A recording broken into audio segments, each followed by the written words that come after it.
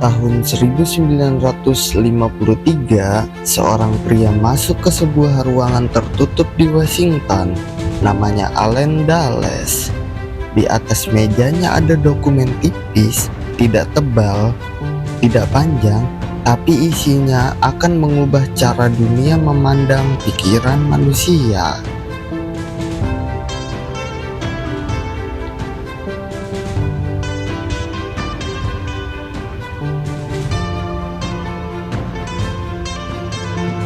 Di dokumen itu tertulis satu kalimat, "Kita harus menemukan cara mengendalikan pikiran manusia sebelum musuh melakukannya." Musuh yang dimaksud pada saat itu adalah Uni Soviet.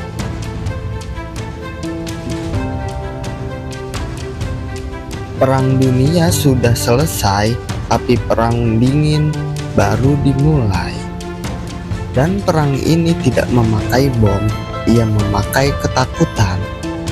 Beberapa bulan kemudian, sebuah proyek rahasia diluncurkan oleh Central Intelligence Agency. Nama kodenya MK Ultra. Tidak ada pengumuman, tidak ada sidang kongres terbuka, tidak ada izin publik. Yang ada hanya satu tujuan, mencari cara mengontrol pikiran manusia.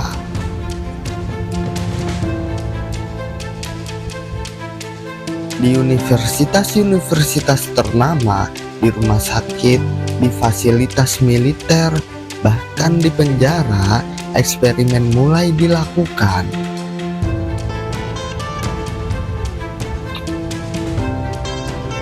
Tanpa sepengetahuan subjek, beberapa korban mengira mereka hanya ikut penelitian psikologi biasa.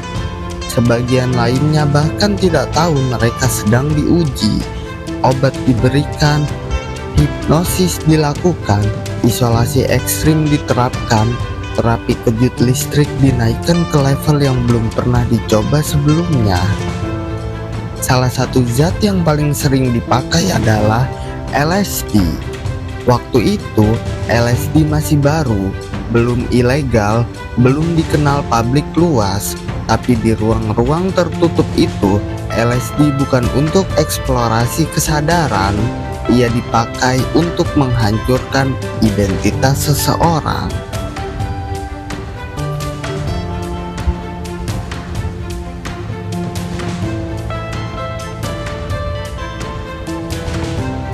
Tahun 1953, seorang ilmuwan bernama Frank Olson menghadiri pertemuan rahasia internal.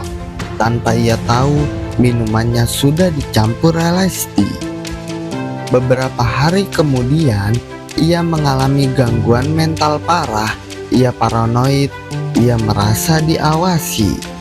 9 hari setelahnya, ia jatuh dari jendela lantai 13 di sebuah hotel di New York City. Resmi disebut bunuh diri, kasus ditutup.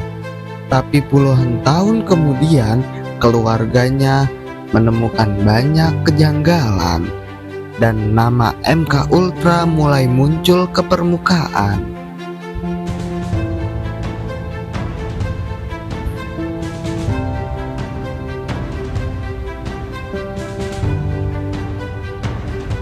Tahun 1973, Direktur CIA pada saat itu, Richard Helms, memberi perintah sederhana: hancurkan semua dokumen MK Ultra ini. Ribuan file dibakar. Alasan resminya keamanan nasional, tapi sebagian kecil dokumen lolos dari penghancuran. Dan 2 tahun kemudian, pada tahun 1975, dunia akhirnya tahu lewat sidang investigasi yang dikenal sebagai Kursk Committee. Untuk pertama kalinya, pemerintah mengakui bahwa eksperimen kontrol pikiran memang pernah dilakukan.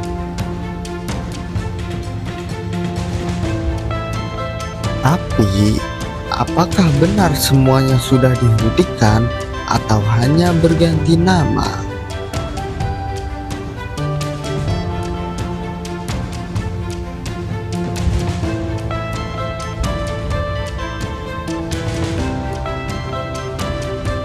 Karena semakin dalam penyelidikan dilakukan, semakin banyak pertanyaan muncul.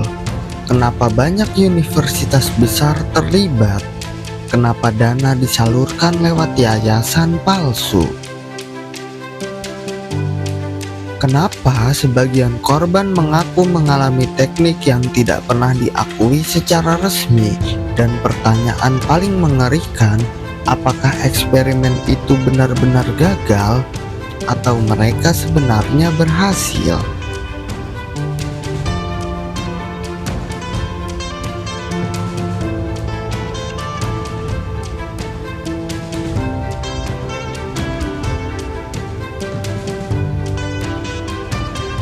Awalnya, MK Ultra tidak terlihat seperti proyek militer.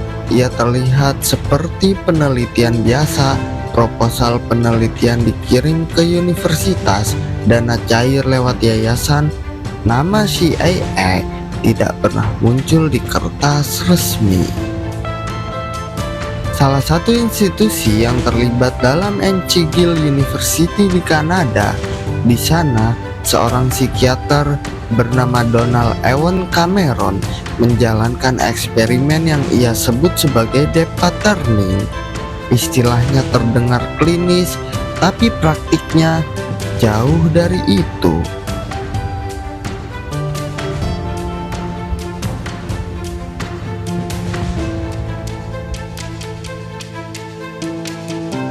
Pasien yang datang ke rumah sakit Allen Memorial Institute bukan kriminal, bukan agen rahasia, bukan tahanan perang.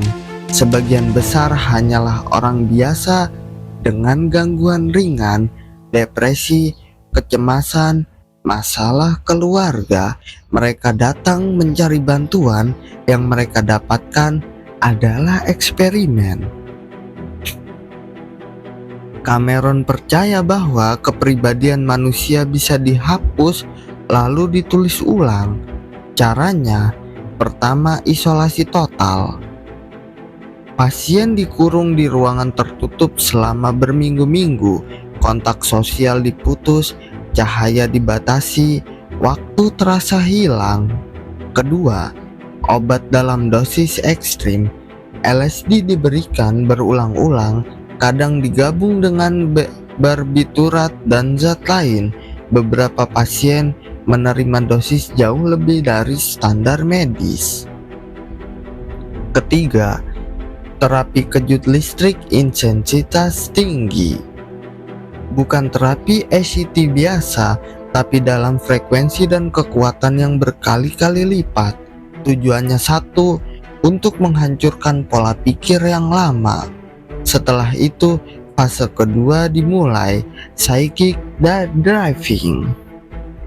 Pasien dipasangkan headphone, rekaman suara diputar berulang-ulang, kadang ribuan kali, kalimat yang sama selama berjam-jam dan berhari-hari, seolah-olah pikiran mereka sedang diprogram ulang. Sebagian pasien keluar tanpa ingatan masa lalu, sebagian kehilangan kemampuan dasar, membaca, berbicara, bahkan mengingat nama sendiri. Beberapa tidak pernah benar-benar pulih, dan selama bertahun-tahun tidak ada yang tahu bahwa penelitian ini dibiayai secara diam-diam oleh Central Intelligence Agency.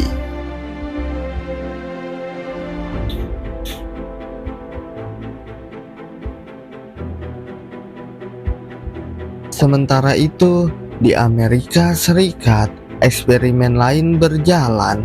Di apartemen-apartemen sewaan yang dijadikan tempat operasi rahasia, program ini dikenal sebagai Operation Midnight Climax. Agen merekrut wanita untuk menjebak pria ke apartemen. Minuman mereka dicampur LSD, lalu agen mengamati dari balik kaca satu arah. Tujuannya mempelajari bagaimana LSD mempengaruhi kontrol, sugesti, dan manipulasi. Tidak ada izin, tidak ada persetujuan. Banyak korban bahkan tidak tahu mereka pernah menjadi bagian dari eksperimen itu.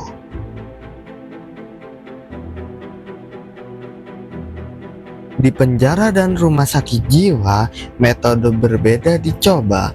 Hipnosis dikombinasikan dengan obat. Beberapa laporan menyebut percobaan menciptakan kurir tanpa sadar, seseorang yang bisa membawa pesan atau melakukan tindakan tanpa mengingatnya.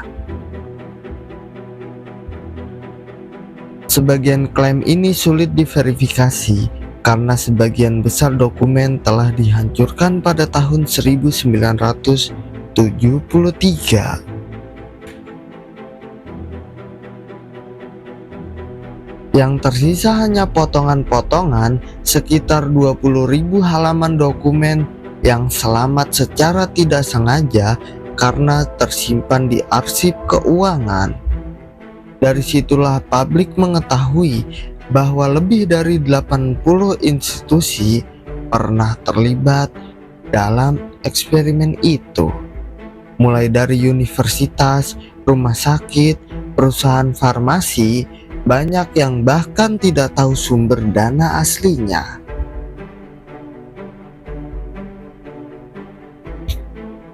Tapi ada satu hal yang lebih mengganggu.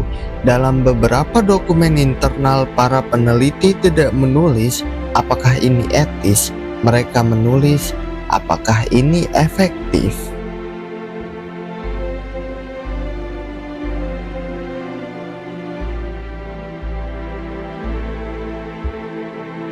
Tahun 1977, sidang lanjutan diadakan setelah pengungkapan awal oleh Court Commit.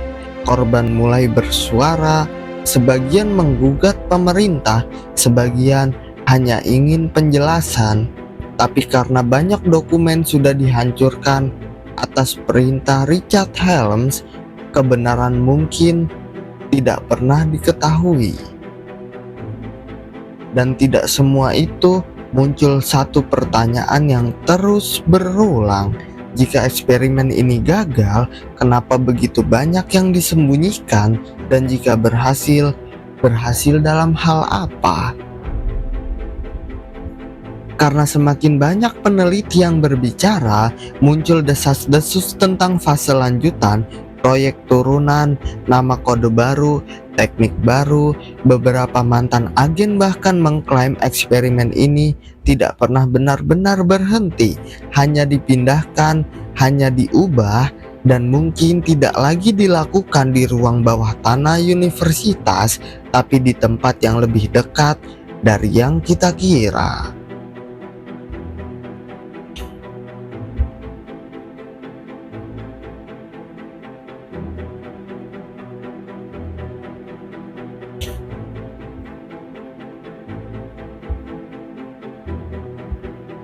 Pada akhir tahun 1960-an, di tengah ketegangan global, dunia hidup dalam bayangan ancaman nuklir. Tapi di balik layar, ketakutan terbesar bukan hanya bom, melainkan pikiran manusia.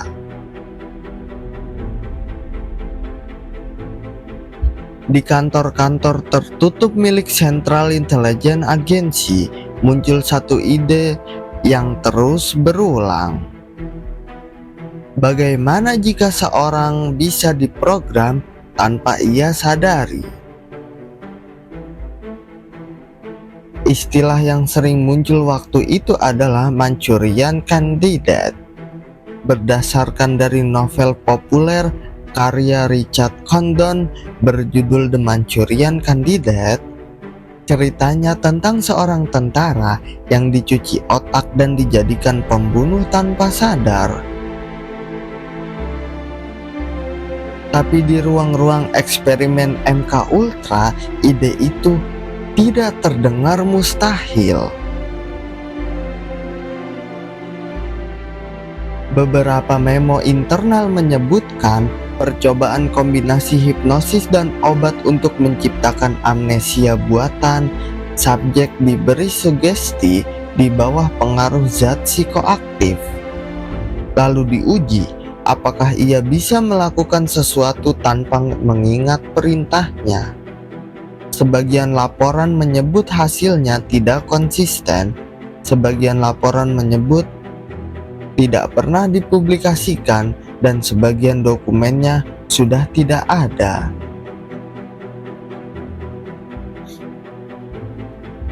Di waktu yang sama, eksperimen sensorik juga dikembangkan. Seseorang dimasukkan ke dalam ruangan tanpa suara, tanpa cahaya, dan tanpa stimulasi. Beberapa jam pertama mereka masih sadar. Setelah itu, halusinasi mulai muncul, identitas mulai goyah. Beberapa peneliti percaya bahwa saat otak kehilangan rangsangan, ia menjadi lebih mudah dipengaruhi. Bukan dikontrol sepenuhnya, tapi dilemahkan. Lalu muncul pertanyaan yang sampai hari ini masih diperdebatkan. Apakah MK Ultra benar-benar gagal menciptakan agen terprogram, atau memang tidak pernah bertujuan menciptakan pembunuh seperti di film? Beberapa sejarawan berpendapat tujuan aslinya lebih sederhana daripada itu, bukan sekedar menciptakan robot manusia, tapi menemukan batas mental seseorang. Seberapa jauh seseorang bisa ditekan, seberapa lama ia bisa diisolasi, berapa dosis yang bisa memecah identitasnya. Jawaban-jawaban itu bisa dipakai untuk interogasi, dan interogasi adalah senjata. Pada tahun 1970-an, setelah skandal ini terungkap melalui penyelidikan publik seperti Kurtz Commit, CIA menyatakan proyek telah dihentikan. Secara resmi, MK Ultra ditutup. Tidak ada lagi eksperimen, tidak ada lagi program kontrol pikiran. Itu versi resminya. Tapi masalahnya begini, jika benar proyek ini gagal total, kenapa begitu banyak dokumen dihancurkan atas perintah Richard Helms? Kenapa banyak korban baru diakui puluhan tahun kemudian, dan kenapa sebagian teknik yang pernah diuji masih dipakai dalam metode interogasi modern? Beberapa teknik yang dulu diuji dalam MK Ultra, isolasi deprivasi tidur, manipulasi sensorik, muncul lagi dalam laporan penyiksaan di berbagai tempat konflik. Tidak disebut sebagai kontrol pikiran, tapi prinsipnya mirip melemahkan identitas, menghancurkan resistensi psikologis. Bukan membuat seseorang menjadi robot, tapi membuatnya patuh.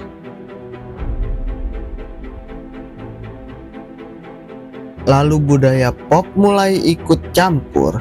Film, novel, serial televisi, semuanya mengangkat ide agen tidur, memori palsu, dan eksperimen rahasia pemerintah. Sebagian orang menganggap itu hanya hiburan, sebagian lainnya melihat sebagai cara halus untuk menormalisasikan ide, dan disitulah batas antara fakta dan teori mulai kabur. Yang jelas, MK Ultra bukan mitos, itu nyata, didanai oleh negara, dilakukan selama lebih dari 1 dekade, dan melibatkan puluhan institusi yang masih jadi misteri, bukan keberadaannya, tapi dampaknya.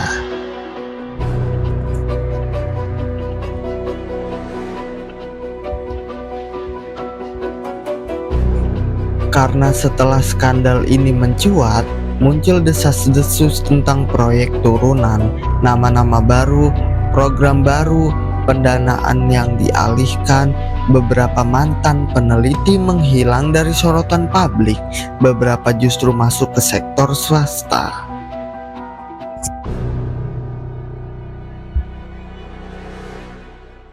Dan pertanyaan terakhir mulai muncul, apakah kontrol pikiran benar-benar dihentikan atau hanya berubah bentuk?